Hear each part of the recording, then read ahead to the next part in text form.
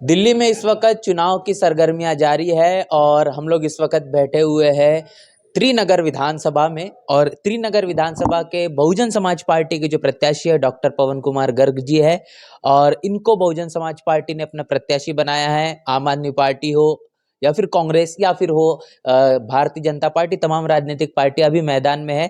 कैसा इनका चुनाव है, चुनाव का अनुभव कैसा रहा है और किस तरीके से इन तमाम राजनीतिक पार्टियों के साथ इनकी टक्कर है, वो जानने समझने की हम कोशिश करेंगे। सर, बहुत बहुत स्वागत है हमारे चैनल पर। नमस्कार जी। सर, सबसे पहले मैं आपके बारे में जानना चाहूंगा कि जैसे आप पेशे से डॉक्टर है, कितने वर्षों से यहाँ पर रह रहे हैं और बहुजन समाज पार्टी से आप चुनाव लड़ रहे, कैसा आपका अनुभव? मैं डॉक्टर पवन गर्ग, ये त्रिनगर विधानसभा से प्रत्याशी हूँ। तो मैं पेशे से एमबीबीएस डॉक्टर हूँ और यहाँ हॉस्पिटल मेरा 30-35 साल से यहीं पे त्रिनगर विधानसभा में मेरा माता मेहताब हॉस्पिटल है। मेरा पूरा परिवार डॉक्टर है। हम ऊपर रह के रेजिडेंशियल डॉक्टर, हमारा पूरा परिवार सेवा में पहले से ही जुटा हुआ है और अब राजनीति में मैं सेवा नीति ही करना चाहता हूँ और कुछ नहीं। मेरा और कोई मकसद नहीं है। मैं सेवा ही करना चाहता, सेवा का दायरा बढ़ाना चाह रहा हूँ और मेरा कोई मकसद नहीं। आपने एक बात कही सेवा, मतलब इसमें क्या क्या चीज है, किस तरीके से लोगों की मदद आपके जरिए हो रही है?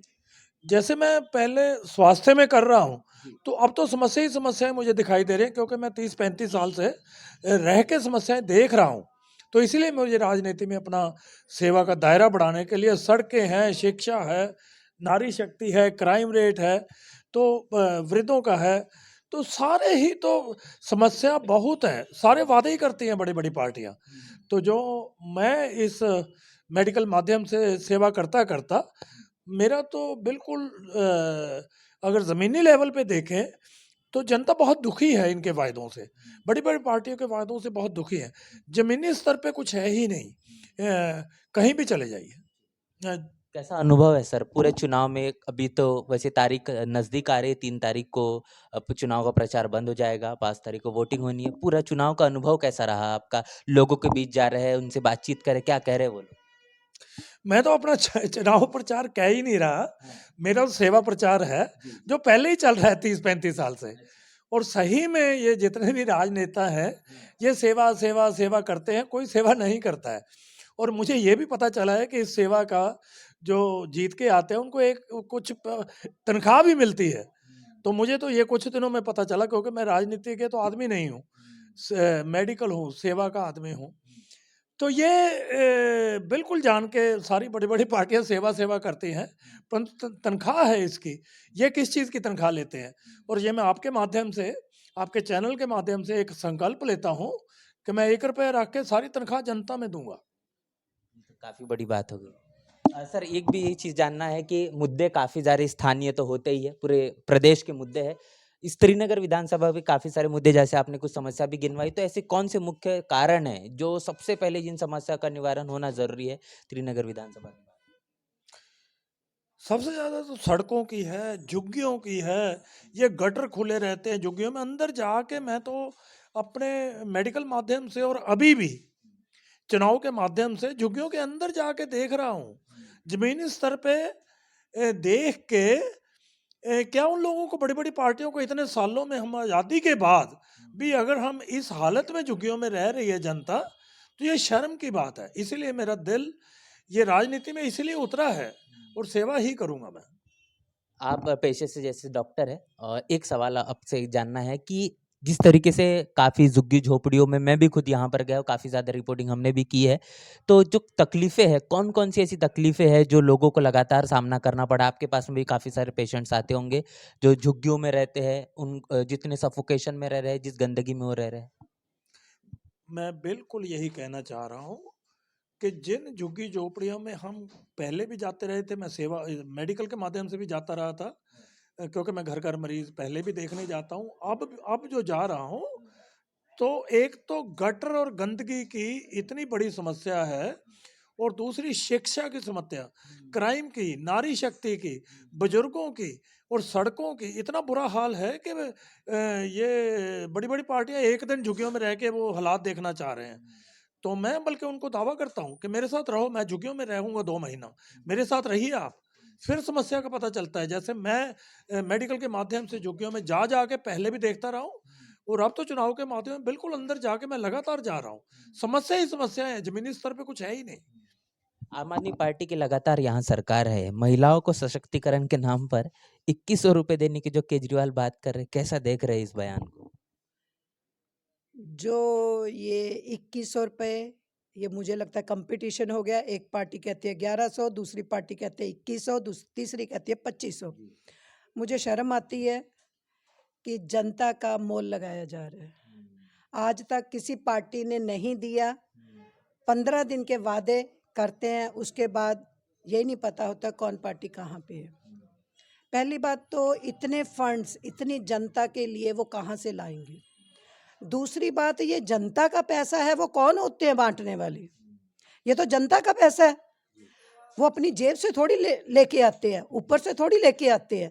जनता को झूठे वादे करके, झूठे लालच दे के जनता को लुभाने की कोशिश कर रहे हैं। उनके साथ खेल रहे हैं, उनके साथ उनकी वोट के साथ खेल रहे हैं।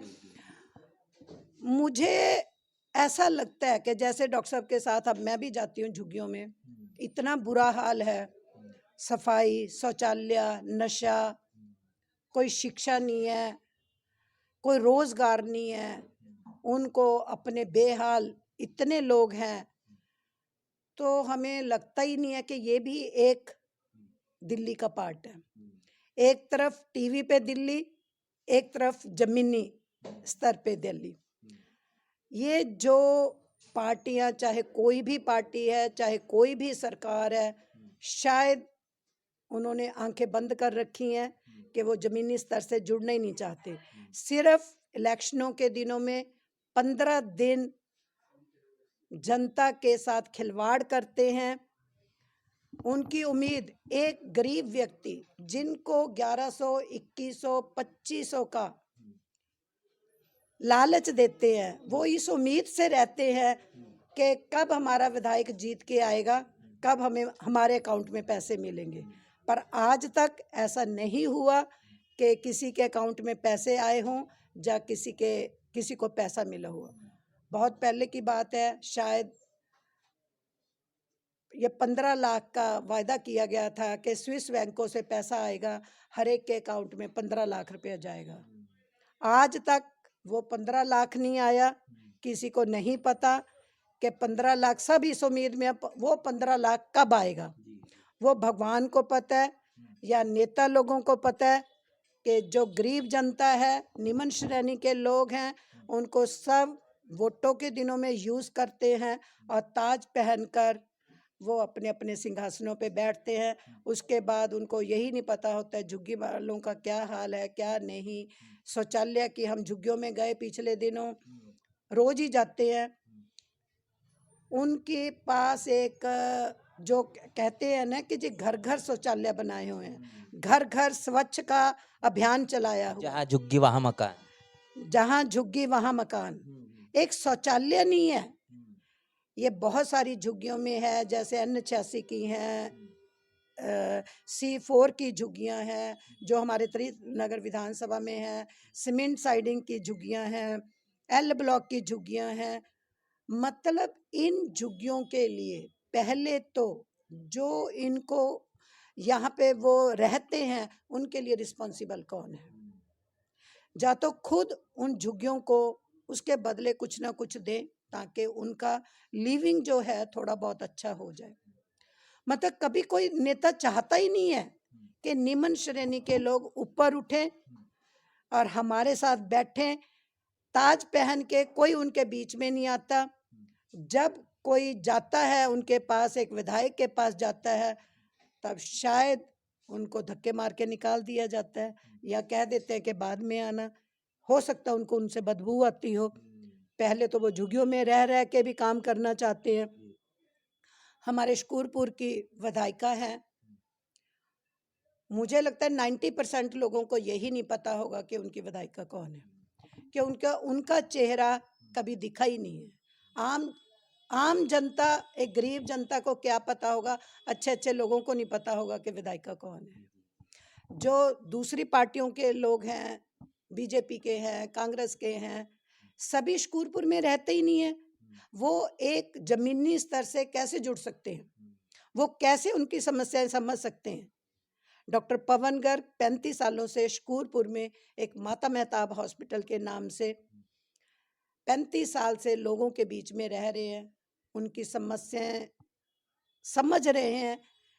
इसी कारण डॉक्टर साहब को इस नीति में, राजनीति में उतरना पड़ा कि शायद अगर जनता समझेगी, डॉक्टर साहब को जिताएगी, तो मैं इनकी और सेवा करूं। जैसे कि डॉक्टर साहब ने बताया कि स्वास्थ्य के माध्यम से तो ये कर ही रहे अपनी तरफ से, तो ये अपना सेवा का दायरा बढ़ाना चाहते हैं। तो जैसे घर में बात हुई तो सबने इसकी हाँ, सबने, हमारे परिवार ने पूरा इनकी हाँ में हाँ मिलाई कि अगर आप सेवा करना चाहते हो, हम आपके साथ हैं। तो आने वाले टाइम में अगर भगवान, जनता, त्रिनगर की जनता डॉक्टर साहब को जिताती है, तो मैं वायदा करती हूँ कि हम अपने वादों पे खरे उतरेंगे। और डॉक्टर साहब का, जो डॉक्टर साहब ने बोला है कि एमएलए की तनख्वाह हमें नहीं पता था, तो इस राजनीति में उतर के हमें पता लगा कि एक एमएलए की तनख्वाह होती है। वो पैसा जो भी होगा, 1 रुपया रख के सारा पैसा वो जनता के नाम होगा, जनता को समर्पित होगा। मैं यही कहना चाहती हूँ कि डॉक्टर साहब को त्रिनगर विधानसभा की जनता पहचाने। वैसे उनको कोई पहचान की जरूरत नहीं है, क्योंकि 35 साल से इसी एरिया में जे कॉलोनी में रह रहे हैं। पर अब जनता का फैसला है। उन्होंने एक पढ़ा लिखा इंसान, डॉक्टर, जो पहली बार एक ईमानदार, एक मेहनती और एक क्वालिफाइड डॉक्टर जनता के बीच आया है, लोगों की सेवा करने आया है। वो जनता की मर्जी है, वो उसको, डॉक्टर साहब को जिताते हैं या नहीं। जो भी जनता का फैसला होगा हम उसको स्वीकार करेंगे। हम भगवान को साक्षात कह के कहते हैं कि जो हम आपके माध्यम से बोल रहे हैं, हम अपनी तरफ से पूरी सेवा करेंगे और लोगों का मन जीतेंगे। सर, क्या सबसे बड़ी वो चीज़ें होगी, सबसे बड़ी मतलब यही कहना है कि ओवरऑल हम जो हमने मैडम ने भी काफ़ी सारी बातें कही कि सबसे पहले आप विधायक अगर बनते हैं इस क्षेत्र के, सबसे पहले वो कौन-कौन से काम होंगे जो आपके ज़रिए किए जाएँगे और इस पूरे की पूरी विधानसभा की जो जनता है, वो आपको क्यों वोट करे? देखिए, पहले तो वही मैं कहना चाह रहा हूँ, पहले तो काम ही काम है इन इलाकों में, खासकर सबसे पहले तो मैं तो स्वास्थ्य में सुधार सबसे पहले क्यों करना चाहूँगा, क्योंकि ज़मीनी स्तर पे मैंने स्वास्थ्य में तो इतना बुरा हाल देखा है सरकारी हॉस्पिटलों का, और जो दूसरे कारपोरेट हॉस्पिटल है, तो वहाँ पैसा बहुत है और वहाँ लाइनें बहुत है, और इमरजेंसी में बहुत बुरा हाल है। और वो सारी बड़ी बड़ी पार्टियां वायदे कर रही हैं कि हम ये है, हम वृद्धों को फ्री इलाज देंगे, हम नारी शक्ति करेंगे, हम शिक्षा करेंगे, तो जमीनी स्तर पे है ही नहीं। तो ये तो जमीनी स्तर पे बहुत करने की ज़रूरत है, सबके लिए बहुत ज़्यादा कुछ करने की ज़रूरत है। तो पूरी की पूरी बातचीत को लेकर आपने समझा कि त्रिनगर विधानसभा की समस्या क्या है और समस्याओं का निवारण करने के लिए तमाम राजनीतिक पार्टियों ने बार-बार जो मौके मांगे, वो इस बारी भी मौके मांग रही है। तो इस बात का भी इंतज़ार है कि आखिर आने वाले 8 तारीख को नतीजे क्या होंगे। जो बातें आपने अभी तक सुनी, जो बहुजन समाज पार्टी के प्रत्याशी डॉक्टर पवन कुमार गर्ग, इनके ज़रिए जो चीज़ें कही गई है, इन चीज़ों को लेकर, तमाम बातों को लेकर आपकी राय, आपकी प्रतिक्रिया आप लिखकर कमेंट बॉक्स में ज़रूर बताएँ। बने रहे नेशनल चौपाल के साथ, मिलते हैं नए वीडियो में, तब तक के लिए जय भीम, जय भारत।